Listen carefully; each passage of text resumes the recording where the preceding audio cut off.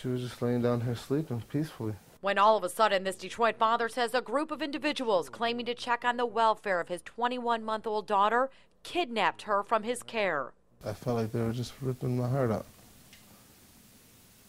I couldn't even stand. Cameras on the outside of the house captured the chaotic moments. Two people enter and distract Assam Musebli, ask him for his ID, while the others run in and whisk little Imani away. Musebli stands there helpless. He notices out of the corner of his eye the woman carrying his daughter off is the mother of his child. He frantically calls Detroit police, the FBI, anyone who may be able to help. I would like to know what's going on. This wasn't right. Or is it? After Fox 2 did some digging, we discovered much more to the story. What started as a happy, loving family transformed into something ugly.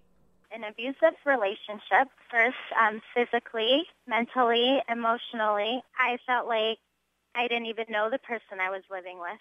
Speaking to us by phone, Alejandra Vega says she felt helpless, a victim trapped in their Detroit house until one day she was able to escape. She left her daughter behind while she went to get help. A Detroit police domestic violence advocate helps her file a personal protection order and gives her the name of someone who can help. The father, who is a drug dealer from Yemen. This individual is currently at the home. Our objective is to reunite the 2-year-old daughter with the mother, who was taken from Arizona against the mother's will. Dale Brown, who is the director of the Threat Management Center, documents every move. All right, here's our situation. The highly trained individuals dressed in fatigues who storm the house and take the baby away are actually the good guys.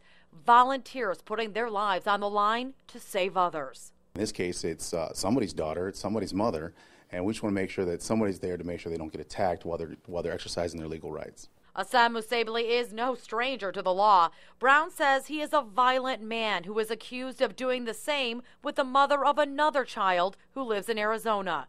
And turns out the FBI, who Musebli called for help to get his daughter back, has been investigating him for the last 2 years. Sources say for dealing prescription drugs, something Musebli denies. If I could change my whole life just for that day to be changed, I would do it.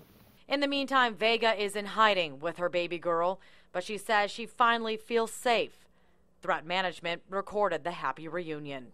Get my baby back. It was very difficult. It took a lot of courage. It took a lot of strength. And I did it. I got myself out of there to get my daughter back. Now, we talked to the father tonight. He is denying all of this and tells me he's hired an attorney and plans to do whatever it takes to get his daughter back. The mother telling me she also hired an attorney. Both technically have custody of this child. Both are on the birth certificate, and right now there is no paperwork to say otherwise. So. Well, does the mother have the right to take the baby?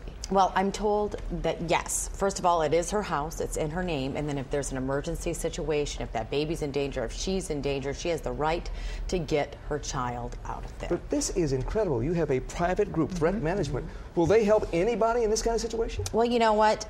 They will. And in fact, they've done it several times. They tell me even within the last week. We put a lot of that information on our website. Oftentimes, they are referred by advocacy groups, or you can, like I said, contact them directly. But as Alejandra told us today, speaking by phone because she is in hiding and not telling anybody where she is, that they are wonderful because she feels like they are there for people who feel like there is no one else to protect them in situations like this. And it's a last resort to be safe. It is. But, you know, they volunteer. I want to point this out. They don't get paid for this. They volunteer their time to do this. So it's really remarkable. Incredible story. Very interesting. Thank you. Thanks, Taryn.